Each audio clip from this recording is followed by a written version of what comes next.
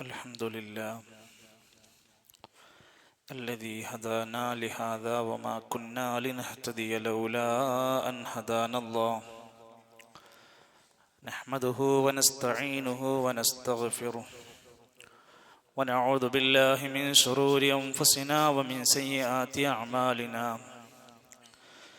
من يهده الله فلا مضل له ومن يضلل فلا هادي له وأشهد أن لا إله إلا الله وحده لا شريك له وأشهد أن محمدا عبده ورسوله أرسله بالهدى ودين الحق ليظهره على الدين كله ولو كره المشركون اللهم صل على محمد وعلى آل محمد كما صليت على إبراهيم وعلى آل إبراهيم إنك حميد مجيد اللهم بارك على محمد وعلى آل محمد كما باركت على إبراهيم وعلى آل إبراهيم إنك حميد مجيد أما بعد فإن خير الكلام كلام الله وخير الهدي هدي محمد صلى الله عليه وسلم وشر الأمور محدثاتها وكل محدثة بدعة وكل بدعة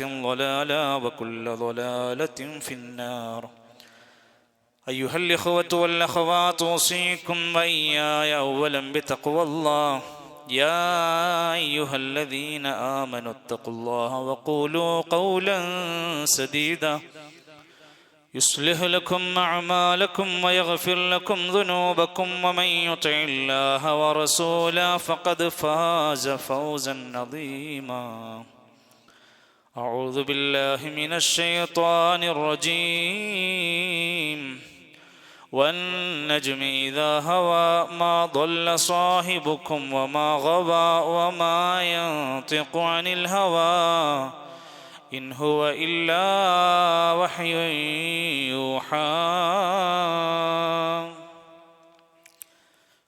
ഏറെ ആദരണീയരായ ബഹുമാന്യരായ സഹോദരങ്ങളെ, സത്യവിശ്വാസികളെ, സർവ്വലോക രക്ഷിതാവായ അള്ളാഹുവിൻ്റെ അതിവിശാലമായ സ്വർഗം നേടിയെടുക്കുന്നതിന് വേണ്ടി അള്ളാഹുവിൻ്റെ കൽപ്പനകൾ, നിർദ്ദേശങ്ങൾ പാലിച്ചുകൊണ്ട് പ്രവാചകന്റെ സുന്നത്തുകളെ ജീവിതത്തിൽ മുറുകെ പിടിച്ചുകൊണ്ട് ജീവിതത്തിൻ്റെ സകല മേഖലകളും മതത്തിൻ്റെ നിയമങ്ങൾക്കുള്ളിൽ നിന്നുകൊണ്ട് പ്രവർത്തിക്കാൻ നാം ഓരോരുത്തരും ശ്രമിക്കണമെന്ന ആമുഖമായി എന്നെയും തുടർന്ന് നിങ്ങളെയും ഓർമ്മപ്പെടുത്തുകയാണ്, വസിയത്ത് ചെയ്യുകയാണ്. അള്ളാഹു നമ്മെ എല്ലാം അനുഗ്രഹിക്കുകയും അവൻ്റെ ഏറ്റവും നല്ല അടിമകളിൽ ഉൾപ്പെടുത്തുകയും ചെയ്യുമാറാകട്ടെ. സഹോദരങ്ങളെ, ഇന്നലെ മംഗലാപുരത്തിനടുത്ത് തലപ്പാടി എന്ന ഒരു പ്രദേശത്ത് വെച്ച് ഒരു കുടുംബത്തിലെ 5 പേരാണ് ഒരു ആക്സിഡന്റിൽ മരണപ്പെട്ടത്. നമുക്ക് പരിചയമുള്ള SM അഹമ്മദ് സാഹിബ് എന്ന ആദർശ സഹോദരൻ്റെ കുടുംബമായിരുന്നു. ഏതാനും വർഷങ്ങൾക്ക് മുമ്പ് അതേ കുടുംബത്തിൽ തന്നെ മറ്റൊരു യാത്രയിൽ 7 പേര് മരണപ്പെടുകയുണ്ടായിരുന്നു. ഇന്നാ ലില്ലാഹി വ ഇന്നാ ഇലൈഹി റാജിഊൻ. ഇവിടെ വിശ്വാസികളെ സംബന്ധിച്ചിടത്തോളം ഒരു വലിയ പാഠം പഠിക്കാനുണ്ട്. അള്ളാഹു മരണപ്പെട്ടവർക്ക് മഗ്ഫിറത്തും റഹ്മത്തും നൽകുമാറാകട്ടെ. ആ കുടുംബത്തിലുള്ളവർക്ക് സഹനവും ക്ഷമയും അള്ളാഹു തആല പ്രദാനം ചെയ്യുമാറാകട്ടെ. മനുഷ്യരെ സംബന്ധിച്ചിടത്തോളം ഇതുപോലെ ഒരു പക്ഷേ യാത്രകൾ, സന്തോഷ യാത്രകൾ അവസാന യാത്രകളായി മാറാം. ചിരിച്ചു നിന്ന ഫോട്ടോകൾ ഒരു പക്ഷേ അവസാനത്തെ ഫോട്ടോ ആയി മാറാം. നാം ഞെക്കിപ്പിടിച്ച് പറഞ്ഞയക്കുന്ന ശബ്ദ സന്ദേശം, വോയിസ്, ഒരു പക്ഷേ നമ്മുടെ അവസാനത്തെ വോയിസായി മാറാം. കുടുംബത്തിൽ നിന്ന് പടിയിറങ്ങി കുളിച്ചൊരുങ്ങി മാറ്റി വന്ന നമ്മുടെ ഒരു പക്ഷേ അന്നത്തെ അവസാനത്തെ ജോലി ദിനമായി മാറാം. ഒന്നും നമ്മുടെ കൈകളിലല്ല. വിശുദ്ധ ഖുർആനിൻ്റെ ഒരു പ്രധാനപ്പെട്ട അധ്യായമായി നമ്മളൊക്കെ ഇങ്ങനെ വായിക്കുമ്പോൾ അതിൻ്റെ ഘടകങ്ങൾ വേർതിരിക്കുമ്പോൾ പ്രധാനമായി പറയുന്ന പരലോകബോധം, മരണചിന്ത എന്നത് ഖുർആനിൻ്റെ പ്രധാന പാഠഭാഗമാണ്. അവിടെയെല്ലാം അല്ലാഹു തആല ഓർമ്മപ്പെടുത്തുന്ന സന്ദേശം എന്താ? കുല്ലു നഫ്സിൻ ദാഇഖത്തുൽ മൗത്ത്. എല്ലാവരും മരണം രുചിക്കുന്നതാണ്. സുമ്മ ഇലൈനാ തുർജഊൻ. പിന്നീട് എല്ലാവരും നമ്മിലേക്ക് മടക്കപ്പെടുന്നതാണ്. ഇതിൽ ഞാനും നിങ്ങളൊക്കെ പെട്ടു. എല്ലാവരും മരണം രുചിക്കും. അവസാനം എല്ലാവരും നമ്മിലേക്ക് മടക്കപ്പെടുന്നതാണ്. മരിച്ചു എന്ന് ഉറപ്പായി കഴിഞ്ഞാൽ കുളിപ്പിച്ച് കഫൻ പുടവയിൽ പൊതിഞ്ഞ് 6 അടി മണ്ണിലേക്കൊരു യാത്ര കൊണ്ടുപോവുകയാണ്. വിലപിടിപ്പുള്ള എത്രയോ വാഹനങ്ങൾ അയാളുടെ കാർപോർച്ചിൽ കിടക്കുന്നുണ്ട്. പക്ഷേ 6 കാലുള്ള മയ്യത്ത് കട്ടിലിലേക്ക് അദ്ദേഹത്തെ എടുത്തു വെച്ചുകൊണ്ട് കൊണ്ടുപോവുകയാണ്. വീട്ടിൽ ഒരുപാട് സൗകര്യങ്ങളൊക്കെ ഉണ്ട്. പക്ഷേ ഇന്ന് അദ്ദേഹത്തിനെ കിടത്തുന്നത് 6 അടി മണ്ണിലാണ്. ആദ്യ രാത്രി കൂടുന്നത് ആ ചളിമണ്ണിലായി മാറുകയാണ്. ഖബറിലേക്ക് ഇറക്കി വെക്കുന്ന സമയത്തെക്കുറിച്ച് റസൂൽ സല്ലല്ലാഹു അലൈഹി വസല്ലം പറയുന്നുണ്ട്, ഇസ്തഗ്ഫിറൂ ലി അഖീകും, നിങ്ങളുടെ ഈ ജനാസക്ക് വേണ്ടി, ഈ സഹോദരന് വേണ്ടി എല്ലാവരും ഇസ്തിഗ്ഫാർ ചോദിക്കണം, പാപം പുറത്തു കിട്ടാൻ പ്രാർത്ഥിക്കണം. വസലൂ ലഹു തസ്ബീത്, അദ്ദേഹത്തിന്റെ ചോദ്യങ്ങൾക്ക്, ഖബറിനകത്തുണ്ടാകുന്ന ചോദ്യങ്ങൾക്കൊക്കെ ഉത്തരം കിട്ടാൻ വേണ്ടി നിങ്ങൾ തസ്ബീത്ത് ചോദിച്ച് പ്രാർത്ഥിക്കണം. ഫഇന്നഹുൽ ആന യുസ്അൽ, ഇപ്പോൾ ഖബറിൽ ആ മനുഷ്യൻ ചോദ്യം ചെയ്യപ്പെട്ടുകൊണ്ടിരിക്കുകയാണ്. ഖബറിനകത്തു ചില ചോദ്യങ്ങൾക്ക് മറുപടി കണ്ടെത്താൻ നമുക്ക് സാധ്യമാകണം. ഹദീസിന്റെ ശറഹിൽ കാണാം, മലക്കൈനി, അവന്റെ അടുത്ത് 2 മലക്കുകൾ വരും.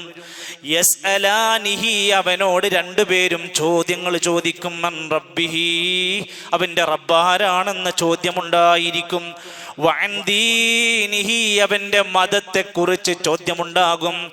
മതം ഇട്ടെറിഞ്ഞ്, മതത്തെ പരിഹസിച്ച്, മതനിയമങ്ങളെ പുച്ഛിച്ച് തള്ളുന്ന ആരെങ്കിലും ഉണ്ടെങ്കിൽ ഈ ചോദ്യം ഒന്ന് ശ്രദ്ധിച്ചോ. ഖബറിനകത്തും ഒരു പ്രധാന ചോദ്യമാണ്. വഅൻ ദീനിഹി വറസൂലിഹി അല്ലദീ ഉർസില ഇലൈഹി, അവരിലേക്ക് നിയോഗിച്ചയക്കപ്പെട്ട റസൂലിനെ കുറിച്ച് ചോദിക്കും. ഈ ഒരു റസൂലിനെ അറിയുമോ? ഈ പ്രവാചകൻ ആരാണെന്ന് താങ്കൾക്ക് അറിയുമോ എന്ന പല രൂപത്തിലുള്ള വിശദീകരണം കാണാൻ സാധിക്കും. ജീവിതത്തിൽ അതിന് മറുപടി പറയാൻ കഴിയണമെങ്കിൽ മുഹമ്മദുർ റസൂലി, എൻ്റെ റസൂല് മുഹമ്മദ് മുസ്തഫ സല്ലല്ലാഹു അലൈഹി വസല്ലമാണെന്ന് മറുപടി പറയാൻ സാധ്യമാകണമെങ്കിൽ ഇനി താഴെ പറയുന്ന 4 നിബന്ധനകൾ അയാൾ പാലിച്ചിരിക്കണം. കഴിഞ്ഞ ഖുത്ബ ശ്രദ്ധിച്ചവർക്കെല്ലാം പെട്ടെന്ന് മനസ്സിലാക്കാൻ എളുപ്പമാണ്. ഒരു പ്രവാചകനോടുള്ള ബാധ്യതകൾ എന്തൊക്കെയാണെന്ന് ഓർമ്മപ്പെടുത്തുകയുണ്ടായിരുന്നു. ഖബറിനകത്തുള്ള നമ്മുടെ ചോദ്യങ്ങൾക്ക് മറുപടി പറയാൻ കഴിയണമെങ്കിൽ ഇനി പറയുന്ന 4 നിബന്ധന അയാൾ പാലിക്കണം. 1, ത്വാഅത്തുൻ നബി മുഹമ്മദിൻ സല്ലല്ലാഹു അലൈഹി വസല്ലം ഫീമാ അമർ, ആ പ്രവാചകൻ നമ്മളോട് കൽപ്പിച്ച കാര്യങ്ങളൊക്കെ ശരിയാവണ്ണം യാതൊരു നിലക്കും ഏറ്റക്കുറച്ചിലുകളില്ലാതെ അനുസരിക്കുന്നവനായി മാറണം. 1ാമത്തെ നിബന്ധനയാണ്. അതുകൊണ്ടാണ് ഖുർആനിൽ പലയിടത്തും അല്ലാഹനെ അനുസരിക്കണമെന്ന് പറയുന്നതിൻ്റെ കൂടെ വഅതിഉല്ലാഹ വഅതിഉർ റസൂൽ, അള്ളാഹനെ അനുസരിക്കണം, ഖുർആൻ അനുസരിക്കണം, വഅതിഉർ റസൂൽ, റസൂലിനെ അനുസരിക്കണം, ഹദീസുകൾ അനുസരിക്കണം, സുന്നത്ത് അനുസരിക്കണം. ചേർത്ത് വെച്ചാ പറഞ്ഞത്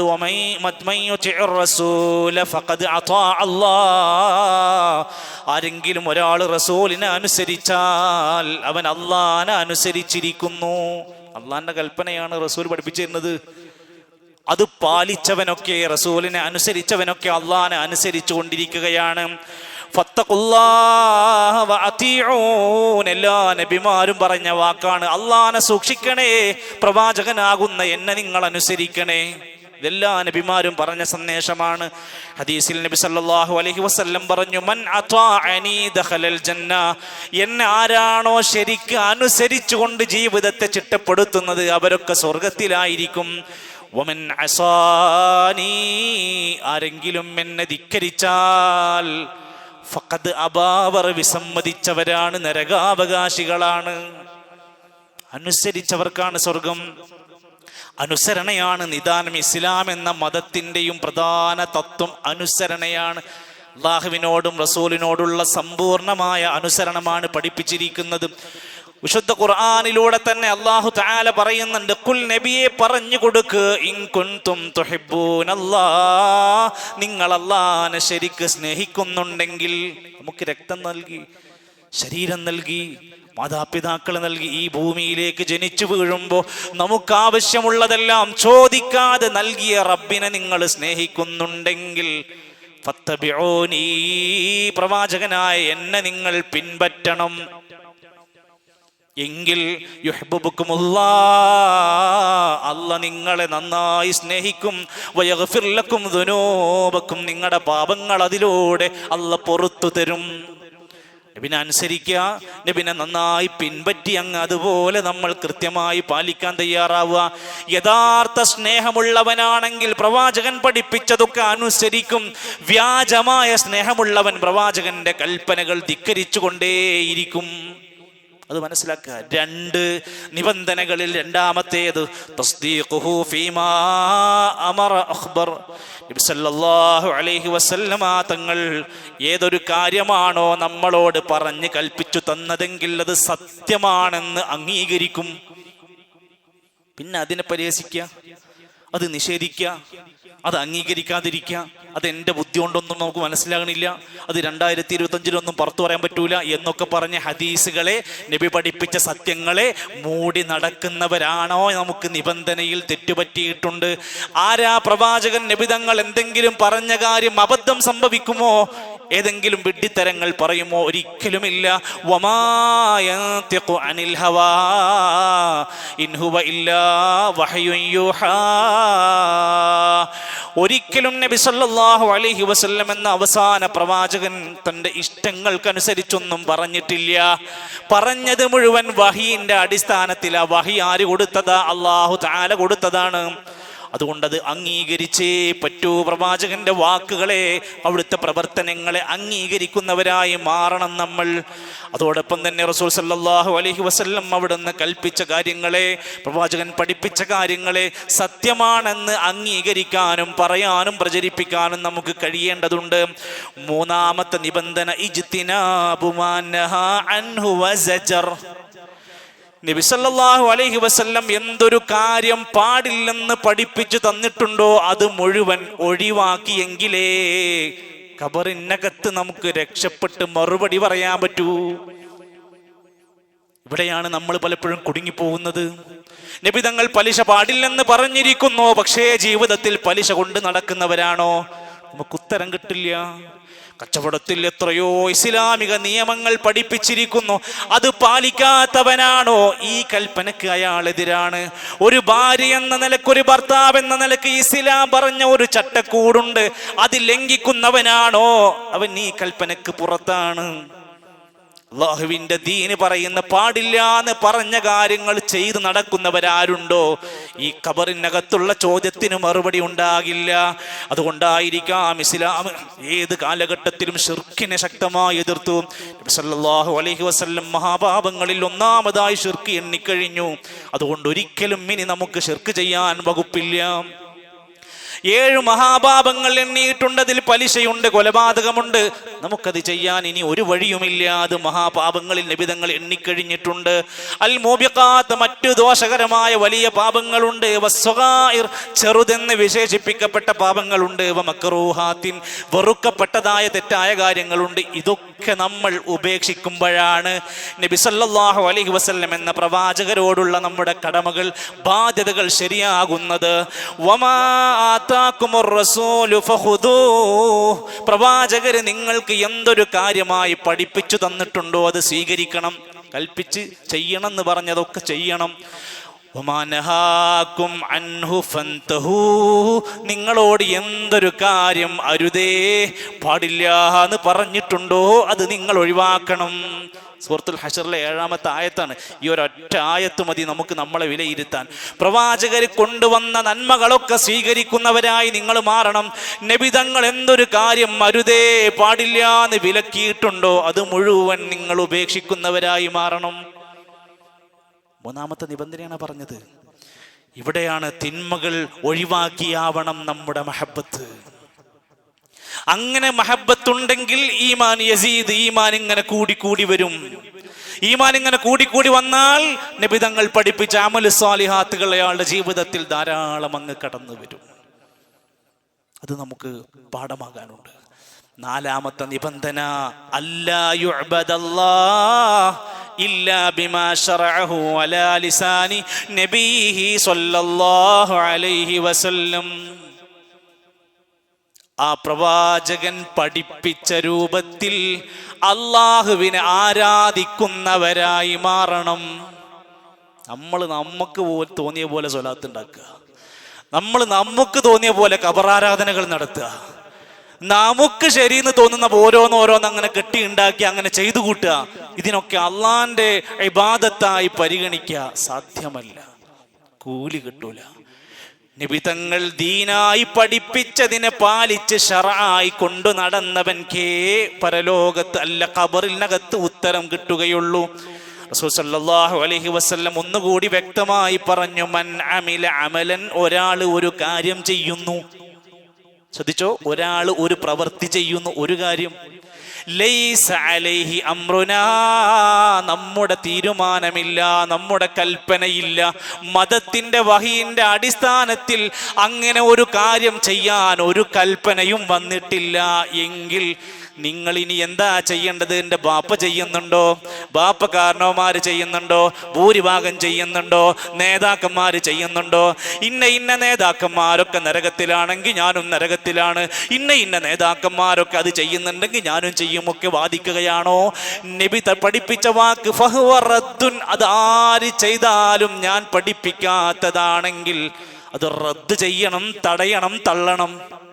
എടുക്കാൻ പറ്റൂല, കൊള്ളാൻ പറ്റൂല. ഇത് ഏതെങ്കിലും ഒരു ആചാരവുമായി ബന്ധിപ്പിച്ചാൽ എല്ലാത്തിനുമുള്ള പൊതുവായ തത്വമാണെന്ന് ഞാൻ ഈ പഠിപ്പിച്ചു വന്നത്. അതുകൊണ്ട് എൻ്റെ പ്രിയപ്പെട്ടവരെ, ഏത് സമയവും ഈ ഖബറിനകത്തേക്ക് നമ്മുടെ ജനാസ ഇറക്കി വെക്കാനുള്ള മണിക്കൂറുകൾ, ഏതൊരു മനുഷ്യനും ളുഹറിന് മരണപ്പെട്ടാൽ അസറിന് മഗ്രിബോടുകൂടെ അയാൾ ഖബറിലാണ്. വൈകുന്നേരമായാൽ രാവിലെ വരെ ചിലപ്പോൾ കാത്തു നിൽക്കാതെ രാത്രിയിൽ എത്ര ജനാസകൾ മറവ് ചെയ്തിട്ടുണ്ട്. ഒന്ന് ആലോചിച്ചു പോവുക. ആ ഖബറിലേക്ക് ഇറക്കി വെച്ചാൽ ഈ ചോദ്യങ്ങൾക്ക് മറുപടി പറയാൻ ഈ 4 നിബന്ധനകളെ നമ്മൾ പൊന്നുപോലെ സൂക്ഷിക്കേണ്ടതുണ്ട്. ഇനി ഉലമാക്കന്മാര് പറയുകയാണ്, ഇത്തരത്തിലുള്ള കാര്യങ്ങൾ ശ്രദ്ധിച്ച് ജീവിച്ചാൽ അവനിൽ പ്രവാചകനോടുള്ള നല്ല മഹബത്ത് വരാൻ തുടങ്ങും. ഒരു കൃത്രിമ ആവശ്യമില്ല, ഇല്ലാത്തത് കെട്ടിത്തൂക്കേണ്ട ആവശ്യമില്ല, വേണ്ടാത്ത കാര്യങ്ങളൊന്നും ചടങ്ങുണ്ടാക്കേണ്ട ആവശ്യമില്ല. ഉള്ളത് ചെയ്താൽ സ്നേഹം കൂടാൻ തുടങ്ങും.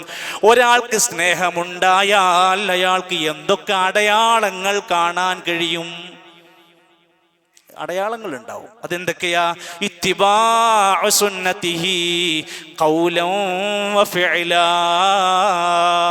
ഒരു പ്രവാചക സ്നേഹിയായ മനുഷ്യനാണെങ്കിൽ നബി പഠിപ്പിച്ച സുന്നത്ത് വാക്കുകൊണ്ടും പ്രവൃത്തി കൊണ്ടും അയാൾ ചെയ്യുന്നത് നമുക്ക് കാണാൻ പറ്റും. പ്രവാചകൻ പഠിപ്പിച്ച സുന്നത്തുകൾ ഇങ്ങനെ അയാളുടെ ജീവിതത്തിൽ കാണാൻ സാധിക്കും. വജ്തിനാബുൻ നവാഹി, നബി വിലക്കിയ കാര്യങ്ങൾ അയാളുടെ വീട്ടിൽ, വേഷത്തിൽ, വസ്ത്രത്തിൽ എവിടെയും അയാൾ വിലക്കുന്നതായി നിനക്ക് കാണാൻ പറ്റും. എണ്ണിക്കോ. നബി സല്ലല്ലാഹു അലൈഹി വസല്ലമ പഠിപ്പിച്ച ആദാബ് അയാൾ പാലിക്കാൻ തുടങ്ങും. കൈ കൊടുക്കും, സലാം പറയും, ചിരിക്കും, ദേഷ്യം നിയന്ത്രിക്കും, ഭാര്യയോട് നന്നായി പെരുമാറും, മക്കളോടുള്ള ബാധ്യത നിർവഹിക്കും, വഞ്ചനകൾ ഒഴിവാക്കും, കാപട്യങ്ങൾ ഒഴിവാക്കും. എല്ലാ അദബുകൾ അയാളുടെ ജീവിതത്തിൽ വരാൻ തുടങ്ങും. നബി സല്ലല്ലാഹു അലൈഹി വസല്ലമിനെ ധാരാളമായി സ്മരിക്കാനും പറയാനും അയാൾ സന്നദ്ധനാകും. എപ്പോഴെങ്കിലും ഒരു ദിവസമല്ല, എപ്പോഴും കിട്ടുന്ന അവസരങ്ങൾക്ക് ഉപയോഗപ്പെടുത്തും.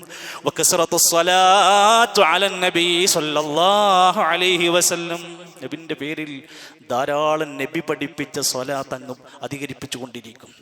അതോടൊപ്പം തന്നെ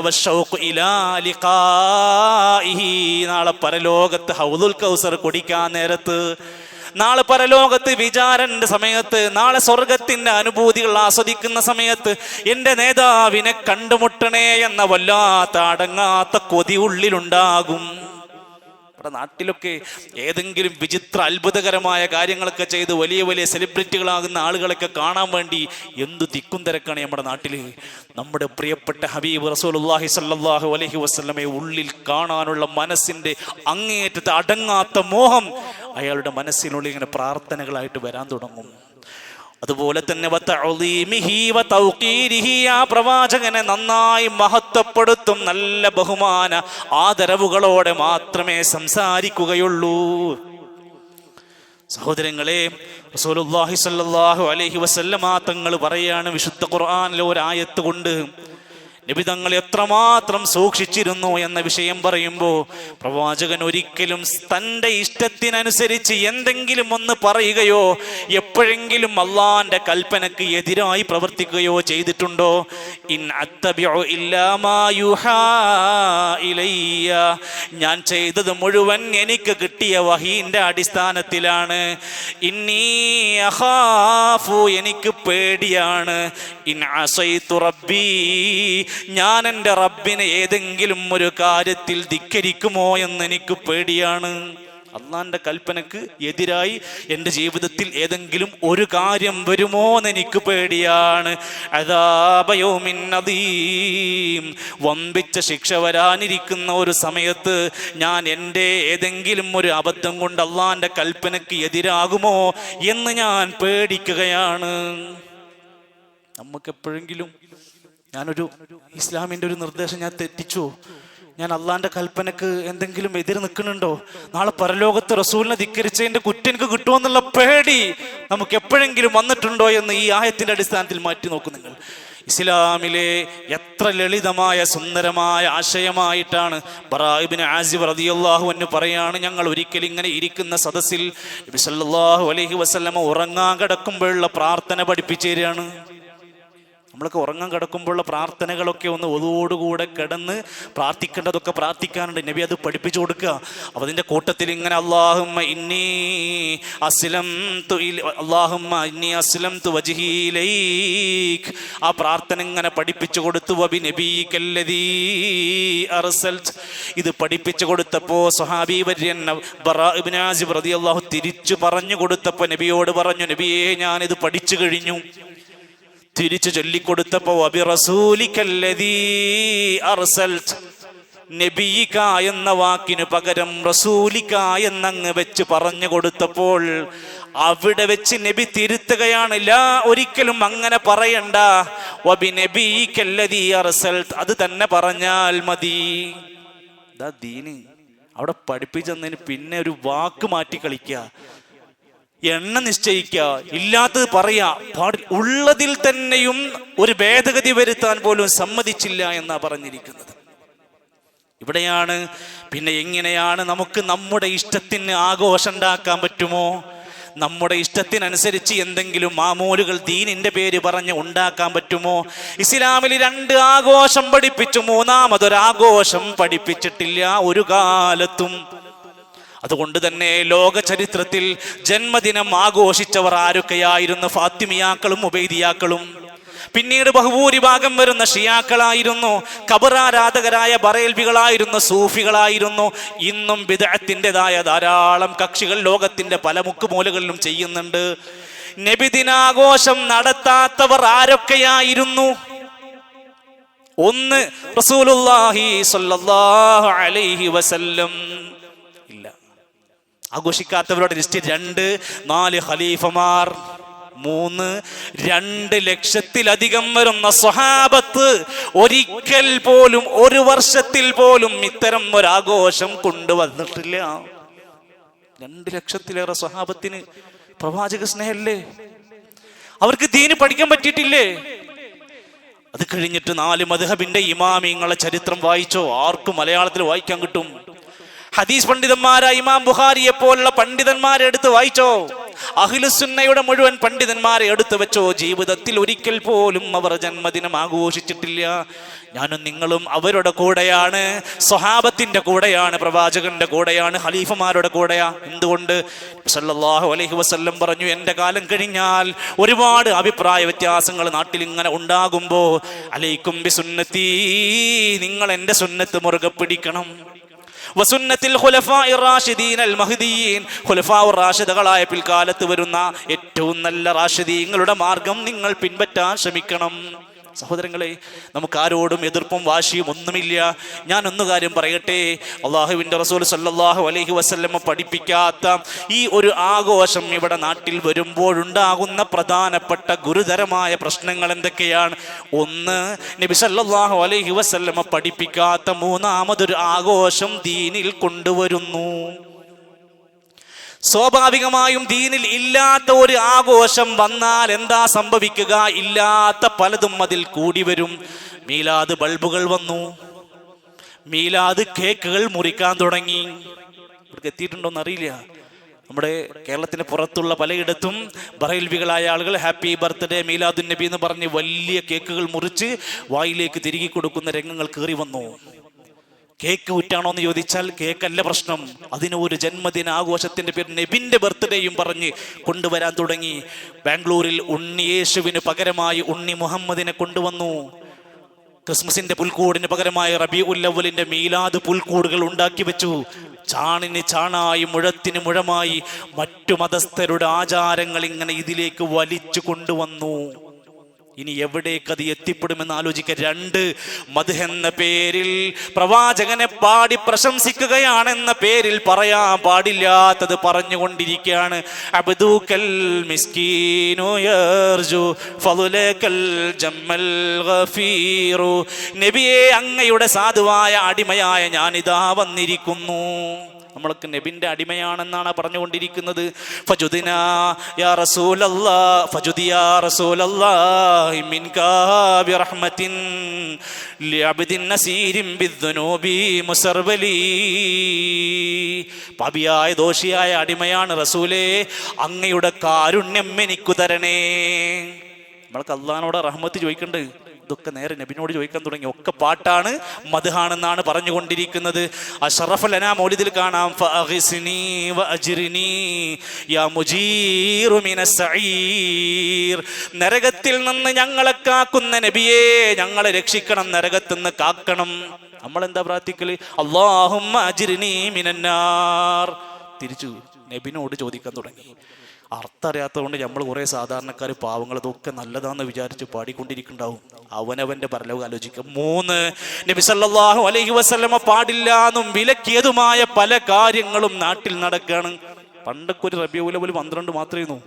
ഇതിപ്പോ വിളംബര റാലി എന്ന് പറഞ്ഞിട്ട് ഒരിക്കൽ 2 ബ്ലോക്ക്, നാടായ നാടും റോഡായ റോഡും മുഴുവൻ ബ്ലോക്ക് ചെയ്തിട്ട് നബിനെ ഞങ്ങൾ സ്നേഹിക്കുന്നു എന്ന വിളംബര റാലി. അത് കഴിഞ്ഞിട്ട് അടുത്ത റാലി, അടുത്ത മഹലിന്റെ റാലി, പിന്നെ കൂട്ട റാലി, പിന്നെ ജില്ലാ റാലി, എല്ലാം കൂടെ ആയി. എന്താ അവസാനം സംഭവിക്കുന്നത്? ഒരു പ്രവാചകന്റെ തെരുവിൽ ആളുകൾ നീരസത്തോടെ വെറുപ്പോടെ വിലയിരുത്താൻ തുടങ്ങുന്നു. ശരി, കഴിഞ്ഞില്ല. റസൂൽ സല്ലല്ലാഹു അലൈഹി വസല്ലമ തങ്ങൾ പറഞ്ഞ് വിലക്കിയ നിന്നും നടന്നും തിന്നുന്നും കുടിക്കുന്ന രംഗങ്ങൾ ഇങ്ങനെ പരസ്യമായി കൊണ്ടിരിക്കുക. മ്യൂസിക്കിന്റെ അകമ്പടി കിട്ടുന്ന നല്ല മുട്ടും പാട്ടും DJ പാർട്ടി വരെ നബിദിന റാലികളിൽ നടന്നു. നിങ്ങൾക്ക് എന്നോട് എന്ത് വെറുപ്പ് തോന്നിയാലും സോഷ്യൽ മീഡിയ വാച്ച് ചെയ്യുന്ന ശ്രദ്ധിക്കണ ഏതൊരാൾക്കും ഇങ്ങനെ രംഗം പച്ചക്ക് കാണാൻ സാധിക്കും. എവിടെയാണ് നമ്മൾ എത്തിയിട്ടുള്ളത്? 4 റസൂൽ കരീം സല്ലല്ലാഹു അലൈഹി വസല്ലമന്റെ കാലഘട്ടത്തിലില്ലാത്ത ഈ ഒരു ആഘോഷത്തിൽ പങ്കെടുക്കാത്തവരെയെല്ലാം പ്രവാചക സ്നേഹമില്ലാത്തവരാണെന്ന് ചാപ്പകുത്തി. അതിലേക്ക്, ആ ലിസ്റ്റിലേക്ക് ആരൊക്കെ പെടുന്ന ആലോചിച്ചു. നബിദിനാഘോഷം കഴിക്കാത്തവർക്കൊന്നും നബി സ്നേഹമില്ല എന്നാണെങ്കിൽ ആ ലിസ്റ്റ് ഏതറ്റം വരെ പോകുന്നുള്ളത് നമ്മളൊന്ന് വായിച്ചു നോക്കിയാൽ മതി. ഇവിടെ എൻ്റെ സഹോദരങ്ങളെ, ഏറെ സ്നേഹത്തോടെ നമ്മൾ പറയാം, ഇവിടെ സത്യത്തിൽ 2025 ഇങ്ങനെ ഇരുന്ന് വിലയിരുത്തുമ്പോൾ ഇവിടെ പ്രവാചക സ്നേഹം കച്ചവടമാക്കുകയാണ്. നബി സല്ലല്ലാഹു അലൈഹി വസല്ലമന്റെ മുടിയാണെന്ന് പറഞ്ഞിട്ടൊരു മുടി കൊണ്ടുവന്ന്, വ്യാജ മുടി കൊണ്ടുവന്ന് വെച്ച് 1400 കൊല്ലം വളരാത്ത മുടി എന്റെ കയ്യിലുണ്ടത് വളർന്നുകൊണ്ടിരിക്കുകയാണ്. ഇപ്പൊ 1/2 സെന്റിമീറ്റർ വളർന്നു. റൗള ഷരീഫിന്റെ പൊടി എൻ്റെ അടുത്തുണ്ട്. നബിന്റെ കാലത്തുള്ള ഉമിനീര് എൻ്റെ കയ്യിലുണ്ട്. ഞാൻ ഇതെല്ലാം കലക്കി കുടിക്കി കുലുക്കി സർബത്താക്കി നിങ്ങൾക്ക് തരാൻ പോവുക. നിങ്ങൾ എല്ലാവരും ഇത് കുടിക്കാൻ വരണം ഈ റബീഉൽ അവ്വലിന്. എൻ്റെ സുഹൃത്തുക്കളെ, ഇവിടെ പച്ചയായി നബി സ്നേഹം, പാവപ്പെട്ട മനുഷ്യന്റെ മനസ്സിലുള്ള വികാരമായ പ്രവാചക സ്നേഹം വിറ്റ് പണമുണ്ടാക്കുന്ന ലയകുലൂന അംബാലന്നാസി ബിൽ ബാത്തിൽ വയസുദ്ദൂന അൻ സബീലില്ലാഹ്. അള്ളാന്റെ ദീനെന്ന് തെറ്റിക്കുന്ന ചില പണ്ഡിതന്മാര് വരും. ജനങ്ങളുടെ സമ്പത്ത് അന്യായമായി ചൂഷണം ചെയ്യുന്ന പണ്ഡിതന്മാര് വരും. ശ്രദ്ധിച്ചോളൂ എന്ന് അള്ളാന്റെ ഖുർആനിനകത്ത്, എല്ലാവർക്കും ഉണ്ടല്ലോ ഈ ഖുർആൻ, അള്ളാന്റെ ഖുർആനിനകത്തുള്ള താക്കീതാണ്. അള്ളാഹുവിനെ ഏറെ ഭയപ്പെടുക, പ്രവാചകനെ ശരിയാവണ്ണം നമ്മൾ സ്നേഹിക്കുക, അള്ളാഹുവിൻ്റെ ദീനിൻ്റെ മാർഗത്തിൽ പരസ്പരം സ്നേഹത്തോടെ ഐക്യത്തോടെ മുന്നോട്ട് പോവുക, അള്ളാഹുവിൻ്റെ ദീന് ശരിയായി പഠിച്ച് മനസ്സിലാക്കി പകർത്തി മരിക്കുന്നതിന് മുമ്പ് നന്നായാൽ ഖബറിനകത്ത് നമുക്ക് രക്ഷപ്പെട്ട് ബർസഖ് ആനന്ദകരമാക്കാം. അല്ലാഹു സുബ്ഹാനഹു വ തആല നമുക്ക് അതിനുള്ള തൗഫീഖ് നൽകുമാറാകട്ടെ.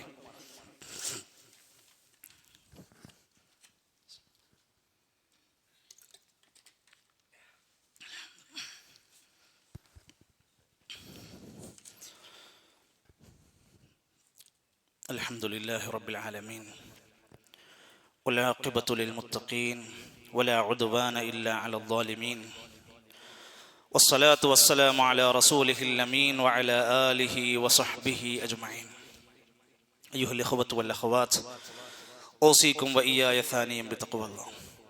സഹോദരങ്ങളെ, ഒരിക്കൽ കൂടി അല്ലാഹുവിനെ സൂക്ഷിച്ച് അവൻ്റെ നിർദ്ദേശങ്ങൾ പാലിച്ചു ജീവിക്കണേ എന്ന് എന്നെയും നിങ്ങളെയും ഉറപ്പെടുത്തുകയാണ്. അല്ലാഹു നമുക്ക് വലിയ മഹാഭാഗ്യം നൽകി അനുഗ്രഹിക്കുമാറാകട്ടെ. സഫുകളിൽ ഒഴിഞ്ഞെടുക്കുന്ന ഒരുപാട് സ്ഥലങ്ങൾ അതൊന്ന് പൂർത്തിയാക്കിയിരിക്കുക, വരുന്ന ആളുകൾക്ക് അകത്തേക്ക് കയറിയിരിക്കാൻ. പള്ളിയിൽ നമ്മളെപ്പോലെ തന്നെ ഇതിൻ്റെ പിറകുവശത്ത് ഈ ഖുതുബ കേൾക്കാൻ ഒരുപാട് സഹോദരിമാർ വന്നുകൊണ്ടിരിക്കുന്നു. സഹോദരങ്ങളെ, അല്ലാഹുവിൻ്റെ റസൂൽ സല്ലല്ലാഹു അലൈഹി വസല്ലമയുടെ മദീനയിലെ പള്ളിയിൽ സഹോദരിമാർ രാത്രിയിൽ ഇരുട്ടത്ത് വരെ, ഇശാഇൻ്റെ ജമാഅത്തിന് വരെ, സുബഹിൻ്റെ ജമാഅത്തിന് വരെ വന്ന ഹദീസുകൾ നമ്മുടെ കയ്യിലുണ്ട്. നമ്മുടെയൊക്കെ ഭാര്യമാർ, നമ്മുടെ ഉമ്മമാർ, നമ്മുടെ സഹോദരിമാർ ഈ ദീനി എവിടെ നിന്നാണ് ഇനി പഠിക്കുക, കേൾക്കുക എന്ന് നമ്മൾ വിലയിരുത്തണം. പള്ളിയിലേക്ക് വരുന്നത് ഇസ്ലാം വിലക്കിയിട്ടില്ല എന്ന് മാത്രമല്ല, വരുന്നവർ അതബോടുകൂടെ വരാൻ. അവർ ആഡംബരങ്ങൾ അണിയരുത്, സുഗന്ധം ഉപയോഗിക്കരുത്, ശബ്ദം വെക്കരുത്, ഇങ്ങനെ ഒരുപാട് നിബന്ധനകളൊക്കെ ഹദീസിന്റെ വാക്കുകളിൽ നമുക്ക് കാണാൻ സാധിക്കും. പള്ളിയിൽ വരുന്നവർ വളരെ മാന്യമായി കൊണ്ട് ഇബാദത്തുകൾ ചെയ്യുവാനും മറ്റുള്ളവർക്ക് ശല്യമാകാതിരിക്കാനും അനാവശ്യമായ സംസാരങ്ങളും കുശുകുശുകളും ഒന്നും ഇല്ലാതെ ഒരു പള്ളിയുടേതായ അദബുകളെല്ലാം പാലിക്കാനും പുരുഷന്മാരുമായി കൂടിക്കലരാതിരിക്കാനും ഒക്കെ ഏറെ ശ്രദ്ധിക്കാൻ ഇസ്ലാം ആവശ്യപ്പെട്ടിട്ടുണ്ട്. അതേപോലെ തന്നെയാണ് പള്ളിയോടുള്ള ആ അദബുകൾ പാലിക്കുന്നതോടൊപ്പം തന്നെ അവിടെ പ്രയാസകരമാകുന്ന രൂപത്തിൽ അവിടുത്തെ വെള്ളത്തെയോ അവിടുത്തെ സൗകര്യങ്ങളെയോ ഫാനിനെയോ മറ്റുമൊക്കെ വെറും ഒരു സാധാരണ ഒരു റൂം പോലെയായി കാണാതെ വലിയ ഒരു അച്ചടക്കം പാലിക്കാൻ ശ്രമിക്കണം. അതിന് സാധ്യമാകാത്തവർക്ക് നല്ലത് വീടാണ് ഉത്തമം എന്നുള്ള കൗലും കൂടെ ഉലമാക്കന്മാർ പറഞ്ഞിട്ടുണ്ട്. സഹോദരങ്ങളെ, ഞാൻ സൂചിപ്പിച്ചു വന്നത്, ഇസ്ലാമാകുന്ന ഈ ദീന് പറയാത്ത ഒരു മേഖലയുമില്ല. തൻ്റെ അയൽവാസി പട്ടിണി കിടക്കുമ്പോൾ ഒരിക്കലും വിശന്ന് ഇരിക്കുന്ന അയൽവാസിനെ ആലോചിക്കാതെ ഇവിടെ നിന്ന് വയറ് നിറച്ച് കഴിക്കാൻ നമുക്ക് പറ്റില്ല. അയൽവാസി മുസ്ലിമായാലും അമുസ്ലിമായാലും അവർക്ക് അങ്ങേയറ്റത്തെ ആ നിലക്കുള്ള കടമകൾ നിർവഹിക്കേണ്ടവനാണ് നമ്മൾ. അയൽവാസിക്ക് പുണ്യം ചെയ്യുന്ന ഹദീസ് വായിച്ചപ്പോ സ്വഹാബത്ത് പറയാണ്, മാസാല ജിബ്രീലു യൂസീനി ബിൽ ജാർ. നബി തങ്ങൾ പറഞ്ഞു വിശദീകരിച്ച അയൽവാസിക്ക് പുണ്യം ചെയ്യുന്ന ഹദീസുകൾ ഇങ്ങനെ വന്നപ്പോൾ എനിക്ക് ഭയം തോന്നിപ്പോയി, അയൽവാസിക്ക് അനന്തരാവകാശം കൊടുത്തേണ്ടി വരുമോ? അത്രക്ക വലിയ ബാധ്യതയാണ്. അത് മുസ്ലിമായാലും അമുസ്ലിമായാലും നമുക്കുണ്ട് ബാധ്യതകൾ. റസൂൽ സല്ലല്ലാഹു അലൈഹി വസല്ലം മരിക്കുന്നതിന് മുമ്പ് തന്റെ പടയങ്കി പണയം വെച്ചിട്ട് ജൂതന്റെ കയ്യിൽ നിന്ന് ധനസഹായം മേടിച്ചിട്ടുണ്ട്. ഇപ്പൊ സാമ്പത്തിക ഇടപാടുണ്ടായിരുന്നു. രോഗിയായി കിടക്കുന്ന ഒരു ജൂതനായ ആളുടെ മകനെ, കുട്ടിയെ കാണാൻ പോയി സന്ദർശിച്ച രംഗം, എന്നിട്ട് ഹിദായത്തിന് വേണ്ടി പ്രാർത്ഥിച്ച രംഗം ഹദീസിലുണ്ട്. അപ്പൊ ആ നിലക്ക് മറ്റൊരു മതസ്ഥരുമായി ബന്ധപ്പെട്ട് കൂടിക്കലർന്ന് ജീവിക്കുന്ന ആളുകളെ സംബന്ധിച്ചിടത്തോളം അവരോടുമുള്ള ആ നിലക്കുള്ള കടമകളും ബാധ്യതകളും ഒന്നും നമുക്ക് നിഷേധിക്കേണ്ട ആവശ്യമില്ല. എന്നാൽ ഒരു മതസ്ഥൻ, ഒരു മുസ്ലിമായ മനുഷ്യൻ മറ്റൊരു മതസ്ഥന്റെ ആചാരങ്ങളെയും ആഘോഷങ്ങളെയും സ്വീകരിച്ച് ആ വേഷവും ആ നിലക്കുള്ള അതിൻ്റെ ആഘോഷങ്ങളുമൊക്കെ കൃത്യമായി ഒരു പ്രശ്നവുമില്ലാതെ പങ്കെടുക്കുന്നതിനെ കുറിച്ചുള്ള ഇസ്ലാമിക വിധി എന്താ? അത് പറഞ്ഞാൽ ഇന്ന് വർഗീയവാദിയായി ചാപ്പകുത്തുന്ന ഒരു കാലഘട്ടത്തിൽ ഒന്ന് ആലോചിച്ച് നോക്കൂ. നിങ്ങൾ ശബരിമലയിലേക്ക് പോയിക്കൊണ്ടിരിക്കുന്ന സ്വാമിമാരിങ്ങനെ പോകുമ്പോൾ അവർക്ക് നമ്മൾ ആരെങ്കിലും വീട്ടിൽ കയറി ഒരു ലേശം ഭക്ഷണം ഉണ്ടാക്കി കൊടുത്താൽ അവർ കഴിക്കില്ല. അവർ പറയും, അഹിന്ദുക്കളുടെ ഭക്ഷണം ഞങ്ങൾക്ക് ഈ സമയത്ത് കഴിക്കാൻ പറ്റൂല. അത് വർഗീയവാദമാണോ? അല്ല, അതുവരുടെ വിശ്വാസത്തിന്റെ ഭാഗമാണ്. ഞാനും നിങ്ങളും അടങ്ങുന്ന മുസ്ലിമീങ്ങൾക്കൊരു മതമുണ്ട്. ആ മതത്തിനൊരു അതിർവരമ്പുകളുണ്ട്. അതിന് പാടുള്ളതും പാടില്ലാത്തതുമുണ്ട്. അതിൽപ്പെട്ട ഒന്നാണ് മൻ തശബ്ബഹ ബിഖൗമിൻ ഫഹുവ മിൻഹും. ആരെങ്കിലും മറ്റൊരു മതസ്ഥനോട് സാദൃശ്യമായാൽ അവൻ അവരിൽപ്പെട്ടവനാണ്. ഇസ്ലാമിന്റെ പ്രവാചകന്റെ ജന്മദിന ആഘോഷം പോലും പാടില്ല എന്ന് പഠിപ്പിച്ച മതമാണെങ്കിൽ പിന്നെ എങ്ങനെയാണ് മറ്റൊരു മതസ്ഥന്റെ ആഘോഷത്തെ അങ്ങ് സ്വീകരിക്കാൻ കഴിയുക? ഇപ്പൊ മറ്റുള്ള മതക്കാരൊക്കെ മാറിക്കാണ്.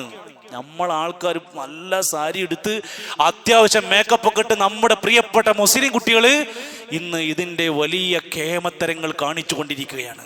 ഞാൻ മാറി നിന്നാൽ ഞാനെങ്ങാനും ഒരു നല്ലൊരു മതഭക്തനാകുമെന്ന് പേടിച്ചിട്ട് എല്ലാവരും ഇതിൻ്റെ തകൃതിയായ ആസ്വാദനങ്ങളിലേക്ക് കയറി ചെല്ലുമ്പോൾ റസൂലുള്ളാഹി സ്വല്ലല്ലാഹു അലൈഹി വസല്ലം പറഞ്ഞു, ഖാലിഫുൽ മുശ്രിക്കീന, ബഹുദൈവ വിശ്വാസികളോട് നിങ്ങൾ എതിർക്കണം. അവരോട് നിങ്ങൾ സ്വഭാവത്തിൽ, സംസ്കാരത്തിൽ, വേഷത്തിൽ ഉണ്ടാകാൻ പാടില്ല എന്നാ പഠിപ്പിച്ചതിൻ്റെ അർത്ഥം. അവർക്ക് ഭക്ഷണം കൊടുക്കാം, വെള്ളം കൊടുക്കാം, ഒരുപക്ഷെ അവരുടെ ആരോഗ്യ പ്രശ്നങ്ങൾക്ക് സാമ്പത്തിക സഹായം, അതൊക്കെ ഇസ്ലാം പഠിപ്പിച്ചല്ലോ. എന്നാൽ അവരുടെ മതത്തിൻ്റെയും ആചാരങ്ങളും ആഘോഷങ്ങളും നമുക്ക് കൊണ്ടു നടക്കാൻ പറ്റുമോ? നിങ്ങൾക്ക് വേണമെങ്കിൽ ഇന്നും അവിടെ നമുക്ക് നെറ്റിലൊക്കെ സെർച്ച് ചെയ്താൽ അവരുടെ പ്രിയപ്പെട്ട സ്വാമിമാര് അവിടുത്തെ ആദരവോടുകൂടെ അവർ പറയുന്നുണ്ട്, ഇത്രാം ദിവസം ഇത്ര പൂക്കളമിടണം, വിളക്ക് ഇന്ന സമയത്ത് കത്തിക്കണം, ഇന്ന വേഷങ്ങൾ ധരിക്കണം. ഓണവുമായി ബന്ധപ്പെട്ട് നമ്മൾ പെരുന്നാളിൻ്റെ സുന്നത്തുകൾ പഠിപ്പിക്കുന്ന പോലെ ഓണത്തിൻ്റെ ചടങ്ങ് വിശദീകരിക്കുന്നുണ്ട് സ്വാമിമാര്. ഇതെങ്ങനെയാണ് സുഹൃത്തുക്കളെ കേരളത്തിൻ്റെ കാർഷിക ഉത്സവമായി മാറുന്നത്? ഇത് മതത്തിൻ്റെ ഉത്സവമാണ്. പക്ഷെ നമ്മുടെ തലച്ചോറിലേക്ക് ഇട്ടു തന്നു, അതൊന്നും എല്ലാവർക്കും ഒന്നും കുഴപ്പമില്ല, അതൊക്കെ കേരളത്തിലൊരു മൊത്തം ഉത്സവമായിട്ട് കണ്ടാൽ മതി എന്ന് പറയുന്നുവെങ്കിൽ ഞാൻ ഒന്നേ പറയുന്നുള്ളൂ, ആരും പേടിക്കേണ്ട ആവശ്യമില്ലല്ലോ. നമുക്ക് പറയാലോ, നമ്മൾ ഈ അകത്തിരിക്കുന്ന പള്ളിയിലിരിക്കുന്ന നമ്മളോട് പറയാ, അള്ളാഹുവിൻ്റെ റസൂൽ സല്ലല്ലാഹു അലൈഹി വസല്ലം ഒരു കാര്യം നമ്മളോട് എതിർത്ത് കഴിഞ്ഞാൽ, അത് പാടില്ലെന്ന് പറഞ്ഞു കഴിഞ്ഞാൽ, പിന്നെ നമുക്ക് എങ്ങനെയാണ് അതിനോട് സമരസപ്പെട്ടു പോകാൻ കഴിയുക? നമ്മൾ നമ്മുടെ ഈമാൻ പരിശോധിക്കുക. സാധ്യമാകുന്ന രൂപത്തിലൊക്കെ വിട്ടുനിൽക്കാൻ, സാധ്യമാകുന്നിടത്തൊക്കെ വിട്ടുനിൽക്കുക. എന്തുകൊണ്ട്? അത് നമ്മുടേതല്ല എന്ന കാരണം കൊണ്ട് തന്നെ, ഇസ്ലാമിൻ്റെതല്ല എന്ന കാരണം കൊണ്ട് തന്നെയാണ്. അതുകൊണ്ട് ആ ബോധത്തോടു കൂടെ, എന്നാൽ ഒരു രാജ്യത്ത് ജീവിക്കുമ്പോൾ ഉണ്ടാകേണ്ടുന്ന ചില അച്ചടക്കങ്ങളും അതവുകളെല്ലാം നമ്മൾ പാലിച്ചുകൊണ്ട് തന്നെയാണ് ഈ രംഗത്തും നമ്മൾ ശ്രദ്ധിക്കേണ്ടത്. നമ്മുടെ ഈമാനിനെ, നമ്മുടെ കർമ്മങ്ങളെ നഷ്ടപ്പെടുത്തരുത് എന്നും നമ്മുടെ തലച്ചോറ് ഒരാൾക്കും പണയപ്പെടുത്തരുതെന്നും മാത്രമാണ് ഈ സമയത്ത് സൂചിപ്പിക്കുവാനുള്ളത്. അല്ലാഹു സുബ്ഹാനഹു വ തആല ഈമാനുള്ള കരുത്തുള്ള മുഅ്മിനീങ്ങളിൽ, മുസ്ലിമീങ്ങളിൽ നമ്മെ എല്ലാം ഉൾപ്പെടുത്തി അനുഗ്രഹിക്കുമാറാകട്ടെ. നമ്മുടെ എല്ലാ ചെറുതും വലുതുമായ പാപങ്ങൾ അല്ലാഹു തആല പുറത്ത് മാപ്പ് നൽകുമാറാകട്ടെ. സഹോദരങ്ങളെ, നമ്മുടെയൊക്കെ പള്ളിയിൽ ഖുതുബയിലൊക്കെ വരാറുണ്ടായിരുന്ന, ഇപ്പോൾ കുറച്ചു കാലം രോഗമായി പ്രയാസപ്പെട്ടുകൊണ്ടിരിക്കുന്ന അബ്ദുൽ ഖാദർ സാഹിബ് അല്പം പ്രയാസപ്പെട്ടുകൊണ്ടിരിക്കുകയാണ്, രോഗശയ്യയിലാണ്. അല്ലാഹു വേദനിക്കുന്ന അദ്ദേഹത്തിൻ്റെ രോഗത്തിൻ്റെ പ്രതിസന്ധിയിൽ നിന്ന് പൂർണ്ണമായ ശിഫ പ്രദാനം ചെയ്യുമാറാകട്ടെ. ഒരുപാട് ആളുകൾ പല നിലക്കുമുള്ള ദുആ കൊണ്ട് വസിയത്ത് പറഞ്ഞിട്ടുണ്ട്. അള്ളാഹുവേ, അവരുടെ നല്ല മുറാദുകൾ ഹാസിലാക്കി കൊടുക്കണമേ റഹ്മാനെ. അള്ളാഹുവേ, ഞങ്ങളുടെ കൂട്ടത്തിൽ നിന്ന് മരണപ്പെട്ടു പോയ പലരുമുണ്ട് റബ്ബേ, നീ അവർക്കെല്ലാം മഗ്ഫിറത്തും മർഹമത്തും പ്രദാനം ചെയ്യണമേ. പ്രിയപ്പെട്ട ഞങ്ങളുടെ സഹോദരങ്ങൾ, ഫലസ്തീനിലെ പിടഞ്ഞു വീഴുന്ന കുഞ്ഞു മക്കൾ, ഭക്ഷണത്തിന് ക്യൂ നിൽക്കുന്നവർ, രക്ഷാപ്രവർത്തകന്മാർ, മാധ്യമ പ്രവർത്തകന്മാർ ഓരോരുത്തരായി പിടഞ്ഞു വീണുകൊണ്ടിരിക്കുകയാണ്. ഏത് നിമിഷവും ഇല്ലാതായിക്കൊണ്ടിരിക്കുന്ന ഒരു നാടിൻ്റെ വേദനിക്കുന്ന കാഴ്ചകൾ കണ്ട് പടച്ചറബ് ഏറെ വിഷമത്തിലാണ് ഞങ്ങൾ. അള്ളാഹുവേ, ആ സഹോദരങ്ങളെ, ആ പ്രിയപ്പെട്ടവരെ നീ സംരക്ഷിക്കണേ റഹ്മാനെ. അള്ളാഹുവേ, ഇസ്ലാമിൻ്റെ ശത്രുക്കളെ നീ പരാജയപ്പെടുത്തണമേ. അള്ളാഹുവേ, ഇസ്ലാമിൻ്റെ ശത്രുക്കളെ നീ പരാജയപ്പെടുത്തണമേ റഹ്മാനെ. അല്ലാഹുമ്മ ഗ്ഫിർ ലിൽ മുഅ്മിനീന വൽ മുഅ്മിനാത്ത് വൽ മുസ്ലിമീന വൽ മുസ്ലിമാത്ത് അൽഅഹ്യാ منهم والأموات. اللهم أعز الإسلام والمسلمين وأذل الشرك والمشركين. اللهم دمر أعداءك وأعداء الدين من اليهود والنصارى. اللهم ربنا توفنا مسلمين والحقنا بالصالحين. ربنا آتنا في الدنيا حسنة وفي الآخرة حسنة وقنا عذاب النار. وصلى الله على نبينا محمد والحمد لله رب العالمين.